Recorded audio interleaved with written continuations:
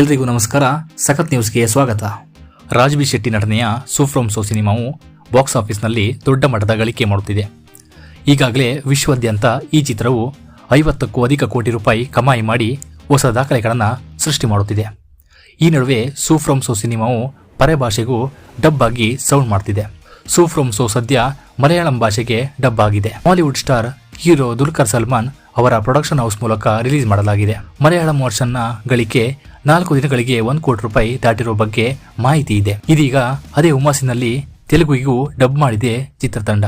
ಇದೇ August 8ರಂದು ಸೂಫ್ರಮ್ so ಸಿನಿಮಾದ Telugu version ತೆರೆಗೆ ಬರಲಿದೆ. ಟಾಲಿವುಡ್ನ ದೊಡ್ಡ ನಿರ್ಮಾಣ ಸಂಸ್ಥೆಯಾದ ಮೈತ್ರಿ ಮೂವಿ ಮೇಕರ್ಸ್ ಟೀಮ್ ಸೂಫ್ರಮ್ ಸೋ ಚಿತ್ರದ ತೆಲುಗು ಡಬ್ಬಿಂಗ್ ವರ್ಷನ್ನ ಹಕ್ಕುಗಳನ್ನು ಖರೀದಿ ಮಾಡಿದ್ದು, ಆಗಲೇ ಟ್ರೇಲರ್ ಕೂಡ ರಿಲೀಸ್ ಮಾಡಿದೆ. ದೊಡ್ಡ ಮಟ್ಟದಲ್ಲೇ ಆಗಸ್ಟ್ 8ರಂದು ರಿಲೀಸ್ ಮಾಡಲು ಪ್ಲಾನ್ ಮಾಡಿಕೊಂಡಿದೆ. ಸೂಫ್ರಮ್ ಸೋ ಸಿನಿಮಾವು ಹಿಂದಿಗೆ ರೀಮೇಕ್ ಆಗಲಿದೆ.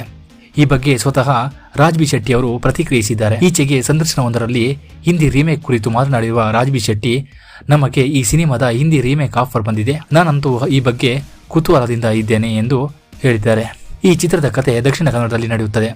ಇದೊಂದು ರೂಟೆಡ್ ಕತೆ. ನಾವು ಅದನ್ನ ನೋಡಿದ್ದೇವೆ, ಅದರಲ್ಲಿ ಸುಂದರವಾದನ್ನ ಕಂಡಿದ್ದೇವೆ. ಅದೃಷ್ಟವಶಾತ್ ಜನರು ಕೂಡ ಹೀಗೆ ಕಂಡಿದ್ದಾರೆ. ಇದನ್ನು ಬೇರೆಯವರು ರೀಮೇಕ್ ಮಾಡುತ್ತಾರೆ ಎಂದರೆ ನಮಗೂ ಅದು ಕಲಿಕೆ ಅಂತ ಎಂದು ಹೇಳಿದ್ದಾರೆ.